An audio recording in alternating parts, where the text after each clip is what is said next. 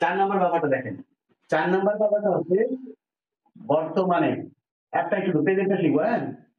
বর্তমানে কর্তার নিজের অধিকারে নিজের অধিকারে নিজের অধিকারে কোনো কিছু আছে। বর্তমানে কর্তার নিজের অধিকারে কোনো কিছু আছে, এরকম যদি বোঝায় তাহলে সেটা প্রেজেন্ট ইনডিফিনিট টেন্সের 4 নাম্বার ব্যবহার হবে। বর্তমানে কর্তার নিজের অধিকারে কোনো কিছু আছে। দেখেন এক্ষেত্রেও সেন্টেন্সের শেষে আছে, এই আছে কথার উল্লেখ থাকবে। সেন্টেন্সের শেষে কি থাকবে?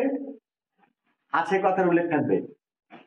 এবং সেন্টেন্সটা হচ্ছে আমার, তারপর তোমার, তার ইত্যাদি অধিকারবাচক শব্দ দিয়ে শুরু হবে। ইত্যাদি অধিকারবাচক শব্দ, অধিকারবাচক, এটা একটু আরেকটু ভালো করে বুঝেন। বাচক শব্দ দিয়ে শুরু হবে, শুরু হবে। তাহলে দেখুন খুব ভালো করে বুঝেন, কেউ যদি না বোঝেন তাহলে আমাদের পরে বলবেন। বর্তমানে কর্তার নিজের অধিকারে কোনো কিছু আছে, বর্তমানে কর্তার একদম নিজের অধিকারে কোনো কিছু আছে এরকম বোঝালে সেটা প্রেজেন্ট ইনডিফিনিট টেন্সের 4 নাম্বার ব্যবহার হবে। এই ক্ষেত্রে সেন্টেন্সের শেষে প্রত্যেক ক্ষেত্রে আছে থাকতে হবে। সেন্টেন্সের শেষে কি থাকবে? আছে থাকবে। এবং সেন্টেন্সটা শুরু হবে আমার, তোমার, তার, আমাদের, তোমাদের, তাদের, হাসানের, কামালের, এইরকম অধিকারবাচক শব্দ দিয়ে শুরু হবে। একটা উদাহরণ দেখেন, কারণ বললাম আমার আমার অনেক বই আছে, আমার অনেক বই আছে। দেখেন শর্ত হচ্ছে শেষে আছে থাকতে হবে, সে আছে আছে কিনা। এইবার প্রশ্ন করবেন কার আছে, এদের আছে প্রশ্ন করবেন কার আছে, কার আছে বলেন? আমার আছে, রাইট। এই দেখে লিখে দিচ্ছি আমার, তোমার, তার, আমাদের, তোমাদের, তাদের, হাসানের, কামালের, রফিকের, শফিকের, এরকম অধিকারবাচক শব্দ হবে। আছে কার আছে, এখানে 3টা অংশ থাকবে। এই সেন্টেন্সের ক্ষেত্রে মাত্র 3টা অংশ থাকবে। 1 নাম্বার আছে, কার আছে, আর হচ্ছে কি আছে। আছে, কার আছে, কি আছে, মনে থাকবে? তাহলে শেষে আছে আছে, কার আছে, আমার আছে, কি আছে? কি আছে? অনেক বই। 3টা জিনিস থাকবে, আছে, কার আছে এবং কি আছে। ওকে, আছে, আমার আছে, অনেক বই আছে। ওকে, আবার দেখেন যদি বলি তার একটি বড় ভাই আছে, বড় ভাই আছে, তাহলে দেখেন আছে আছে, কার আছে, কার আছে, তার আছে, কি আছে, কি আছে? একটি বড় ভাই। এখানে 3টা অংশ থাকবে, আছে, কার আছে এবং কি আছে। ইংরেজিটা হবে হচ্ছে প্রথমে সাবজেক্ট দিবেন, এরপরে হচ্ছে হ্যাভ অথবা হ্যাজ দিবেন, হ্যাভ অথবা হ্যাজ, এরপরে এক্সটেনশন টু, কি হবে? Extension two. অথবা আপনি যা বলতে পারেন যে যা আছে তাই বলতে পারেন, যা আছে সেটাই, মানে যেটা আছে সেটা। সাবজেক্ট দিবেন, হ্যাভ বা হ্যাজ দিবেন, তারপরে হচ্ছে এক্সটেনশন টু দিবেন। এখন দেখেন এখানেও আরেকটা মজার ব্যাপার আছে। বলেন তো আমার ইংরেজি কি? মাই মানে আমার, রাইট। এই মাই মানে হচ্ছে আমার, কিন্তু এইগুলো এটা কি কোন ফর্ম? Possessive form. এগুলো কি? Possessive form, right. কিন্তু এর সাবজেক্টিভ ফর্মটা নিতে হবে, সাবজেক্ট বা নমিনেটিভ ফর্ম যেটা, রাইট। তাহলে এখানে আমার ইংরেজি আর মাই হবে না, আমার ইংরেজি কি হবে? আই হবে। তোমার ইংরেজি? তার ইংরেজি কি হবে? তারপরে যদি বলি তাদের ইংরেজি কি হবে? হ্যাঁ, যদি বলি হাসানের ইংরেজি কি হবে? হাসান। অর্থাৎ সবগুলোর সাবজেক্ট ফর্মটা নিবেন, পসেসিভটা নেওয়া যাবে না। তাহলে প্রথমে কি দিব? আমার ইংরেজি হবে আই, নিয়ে নিলাম। এরপরে হ্যাভ অথবা হ্যাজ লেখা দিবেন। ওয়েট করেন, ওয়েট। আমরা এবার হ্যাভ অথবা হ্যাজ দিব। শুধুমাত্র subject third person singular number ক্ষেত্রে হ্যাজ হবে। সাবজেক্ট শুধুমাত্র থার্ড পারসন সিঙ্গুলার নাম্বার যখন হবে সেই ক্ষেত্রে শুধু হ্যাজ হবে, বাকি সব ক্ষেত্রে হ্যাভ হবে। তাহলে এখন বলেন আই এর পরে হ্যাভ নিবেন নাকি হ্যাজ নিবেন? হ্যাঁ, হ্যাভ নিব। আচ্ছা, ওকে। এবার কি নিব? এক্সটেনশন টু কি আছে? অনেক বই। অনেক বই ইংরেজি কি? Many books. একটার বেশি হলে নাউনটা প্লুরাল করতে হবে। I have many books. তার একটি বড় ভাই আছে। দেখেন, তাহলে আমরা প্রথমে সাবজেক্ট দিব, তার ইংরেজি কি হবে? হ্যাভ হবে নাকি হ্যাজ হবে? হ্যাজ। ওকে। এবার এক্সটেনশন টু মানে যেটা আছে সেটা, একটি বড় ভাই। একটি বড় ভাই ইংরেজি কি? An elder brother. An elder brother. An elder brother. বাংলাদেশের, বাংলাদেশের একটি বৃহৎ জনসংখ্যা আছে। বৃহৎ জনসংখ্যা আছে। জনসংখ্যা আছে। এখন বলেন, দেখেন শেষে আছে আছে, কার আছে? বাংলাদেশের কি আছে? একটি বৃহৎ জনসংখ্যা। তাহলে ইংরেজি কি হবে? বাংলাদেশ। বাংলাদেশ। তারপরে হ্যাভ নাকি হ্যাজ? বাংলাদেশ হ্যাজ। এবার এক্সটেনশন টু একটি বৃহৎ জনসংখ্যা ইংরেজি কি? A large. লার্জ মানে বৃহৎ, অথবা বি দিতে পারেন। A large population, right. Population. Bangladesh has a large population, অথবা বলতে পারেন Bangladesh has a big population, বলতে পারেন, সমস্যা নেই। তারপরে ক্লিয়ার হয়েছে? এখন এইটার নেগেটিভ করা এবং ইন্টারোগেটিভ করা, নেগেটিভ ইন্টারোগেটিভ করার একটু ভিন্ন কাহিনী আছে। কাহিনীটা একটু ভালো করে দেখেন। আমরা নেগেটিভ যখন করবো, দেখেন সবাই শোনেন, নেগেটিভ যখন করব তখন এর গঠনটা হবে দুই রকম। গঠন হবে দুই রকম। কিরকম? একটা হচ্ছে সাবজেক্ট প্লাস হ্যাভ বা হ্যাজ, তারপরে হবে নো অথবা নট, তারপরে হচ্ছে এক্সটেনশন টু। দেখেন সাবজেক্ট প্লাস হ্যাভ বা হ্যাজ, তারপরে নো অথবা নট, তারপরে হচ্ছে এক্সটেনশন। এখন প্রশ্ন হচ্ছে নো কখন নেবেন, নট কখন নেবেন, হ্যাভ কখন নেবেন, হ্যাজ কখন নেবেন, এই একটা ব্যাপার খুব ভালো করে বুঝলেন। আমার কোনো ভাই নেই। খেয়াল করেন, নেই অথবা নাই যে কোনো একটা দিতে পারেন, ইচ্ছা আপনাদের, এটা নিয়ে সমস্যা নাই। নেইও দিতে পারেন অথবা নাইও দিতে পারেন, ঠিক আছে? আমার কোনো ভাই নেই অথবা আমার কোনো ভাই নাই, দুটো দিতে পারবেন। আর একটা হচ্ছে তার, তার অনেক বন্ধু নাই। বন্ধু নাই বা বন্ধু নেই, একই কথা। হ্যাঁ, নেইও দেওয়া যাবে। দেখেন মনে রাখেন, নেইও বলতে পারবেন, আবার হচ্ছে নাই ও বলতে পারবেন, ইচ্ছা আপনাদের।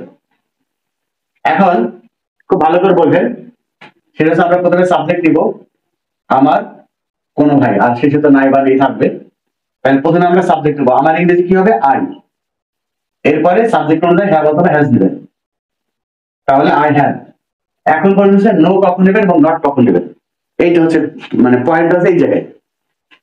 যখন দেখবেন কোনো নাই কথা বলবেন, মানে কোনো থাকবে কোনো, যখন কোনো কথার উল্লেখ থাকবে মানে কোনো নাই, কোনো ভাই নাই, কোনো কলম নেই, কোনো টাকা নাই, তারপর কি কোনো বাড়ি নাই, কোনো গাড়ি নাই, এরকম কোনো নাই যখন থাকবে তখন আপনারা নো দিবেন। তখন কি হবে? হ্যাঁ, যেহেতু কোনো আছে তাহলে নো হবে। নো, তারপরে ব্রাদার। হ্যাঁ, আই হ্যাভ নো ব্রাদার। দেখেন কোন ইংরেজি হচ্ছে অ্যানি, কিন্তু নেগেটিভ সেন্টেন্সে অ্যানি ব্যবহার হবে না। নো মানেই হচ্ছে কোনো নাই, মনে থাকবে। নো মানে হচ্ছে কোনো নাই, এখানে নতুন করে আর অ্যানি ব্যবহার করা লাগবে না। এবার দেখেন, তার সাবজেক্ট অনেক বন্ধু, আর শেষে নাই, তাহলে হবে হি হ্যাজ। এবার নো হবে নাকি নট হবে? নট হবে, কারণ এখানে কোনো নাই, তাই না? অনেক আছে, নট। এবার অনেক বন্ধু ইংরেজি কি? Many friend. Right, many friends. লিখলাম আমার কোনো টাকা নাই, আমার কোনো টাকা নাই। I have no money. আবার যদি বলি আমার অনেক টাকা নাই, আমার অনেক টাকা নাই, তাহলে কি হবে? I have not a lot of money. আমার অনেক টাকা নাই যখন বলবো তখন কি হবে? I have not a lot of money. তার দুটি কলম নাই, তাহলে কি হবে? He has not two pen. দেখেন, তার দুটি কলম নাই, তাহলে কি হবে? He has not two pen. মানে কোনো কথা থাকবে তখনই হবে নো, এবং যখন একটি নাই, দুটি নাই, পাঁচটি নাই, অনেক নাই, এরকম যখন বলবে তখন হচ্ছে নট ব্যবহার করবেন। আমি আর একটা উদাহরণ গঠন লিখে রাখেন, এটাকে আরো একভাবে লিখে করা যাবে। সেটা হচ্ছে সাবজেক্ট প্লাস ডন্ট অথবা ডাজেন্ট, ডন্ট অথবা ডাজেন্ট, তারপরে have plus subject plus don't বা ডাজেন্ট, তারপরে হ্যাভ, তারপরে এক্সটেনশন। তাহলে আমার কোনো ভাই নাই, ইংরেজিতে যদি আমরা নিচের নিয়মে করি তাহলে কি হবে? আই, সাবজেক্ট যদি থার্ড পারসন সিঙ্গুলার নাম্বার হয় সেই ক্ষেত্রে ডাজেন্ট হবে, বাকি সব ক্ষেত্রে ডন্ট হবে। ক্লিয়ার? আই ডোন্ট হ্যাভ, কি হবে? ডোন্ট নিলাম, তারপরে হ্যাভ নেব, ডোন্ট হ্যাভ। এবার বলেন কোন ভাই ইংরেজি কি? এনি ব্রাদার, কি হবে? Any brother. যখন কোন সেন্টেন্সে নো ব্যবহার হবে, মনে রাখেন, যখন কোন সেন্টেন্সে নো ব্যবহার হবে ওই ক্ষেত্রে হচ্ছে এনি ব্যবহার করা লাগবে না। যখন কোন সেন্টেন্সে নো ব্যবহার হয় সেই সেন্টেন্সে এনি ব্যবহার হয় না। নো মানেই হচ্ছে কোনো নাই। নো মানে কি? কোনো নাই, মনে রাখবেন। আমার কোনো ভাই নাই, এর ইংরেজি দুটোই করতে পারবেন, একটা হচ্ছে আই হ্যাভ নো ব্রাদার, অথবা I don't have any brother. Clear কিনা? তার অনেক বন্ধু নাই, কি হবে? হি, তারপরে কি? ডাজেন্ট, তারপর হ্যাজ না হ্যাভ, সব ক্ষেত্রে হ্যাভ। এই দেখেন, হ্যাভ হচ্ছে কমন, এখন সবার ক্ষেত্রেই হ্যাভ হবে। হি ডাজেন্ট হ্যাভ অনেক বন্ধু, ইংরেজি কি? Many friend, many friends. Clear হয়েছেন? ওকে, তারপর যদি বলি আমার কোনো টাকা নাই, কি হবে? আই ডোন্ট হ্যাভ এনি, হ্যাঁ, I don't have any money. Clear হয়েছেন? আমার অনেক টাকা নাই, কি হবে? I don't have a lot of মানি। বলেন, প্রশ্ন থাকে? তাহলে আপনি এই নিয়মের বাংলাটার ইংরেজি আপনি দুটো নিয়মে করতে পারবেন। আপনি যদি বলেন আমার কোনো বন্ধু নাই, তাহলে আই হ্যাভ নো ব্রাদার, অথবা I don't have any brother. আমার কোনো কলম নাই, কি করবেন? I I I have no pen, আমার কোনো কলম নাই, অথবা বলতে পারবেন কি? I don't have any pen, আমার কাছে কোনো কলম নাই, বা আমার কোনো কলম নাই। ব্যাপারটা কি ক্লিয়ার? তাহলে আমরা এখন শিখলাম হচ্ছে প্রেজেন্ট ইনডিফিনিট টেন্সের 4 নাম্বার ব্যবহারের নেগেটিভ ফর্ম। ক্লিয়ার সবাই? ইন্টারোগেটিভ, একটা হচ্ছে হ্যাভ বা হ্যাজ, হ্যাভ অথবা হ্যাজ, তারপরে তারপরে এক্সটেনশন টু। আর একটা হচ্ছে ডু অথবা ডাজ, ডু অথবা does plus subject plus have plus extension two. এই দুটো নিয়মে রাখেন। কি করবেন? Have you any book. এই ব্যাপারটা কি ক্লিয়ার হয়েছে সবাই? ওকে, এবার যদি দ্বিতীয় নিয়মে করি তাহলে কি হবে? Do you have any book, do you have any book. ব্যাপারটা ক্লিয়ার? এবার যদি বলি তাদের কি, তাদের কি 10টি ঘোড়া আছে? তাদের কি 10টি ঘোড়া আছে? কি হবে ইংরেজি প্রথম নিয়মে? হ্যাভ দে, হ্যাঁ, হ্যাভ দে 10টি ঘোড়া, ইংরেজি কি? 10 horses. 10 horses, have they 10 horses, তাদের কি 10টি ঘোড়া আছে?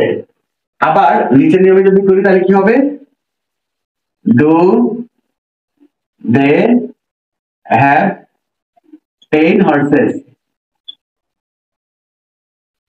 বুঝছেন কিনা? যদি বলি তার কি,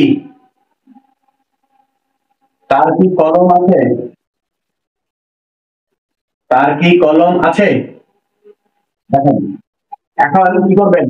প্রথম নিয়মে কি করবেন? হ্যাঁ, জি। এখন কলম ইংরেজি কি করবেন? তো তাহলে এর ইংরেজিটাকে দুই ভাবে করতে পারবেন, অ্যানি পেনও করতে পারবেন, আবার এ পেনও করতে পারবেন, ইচ্ছা আপনাদের, এ পেন অথবা অ্যানি পেন। তাহলে হ্যাজ হি এ পেন অথবা হ্যাজ হি অ্যানি পেন, দুটো করতে পারবেন, ক্লিয়ার? আর যদি নিচের নিয়মে করি তাহলে কি হবে? Does he have any, does he have a pen অথবা অ্যানি পেন, বলেন এইটুকু বুঝছেন কিনা, ইন্টারোগেটিভ বুঝছেন কিনা?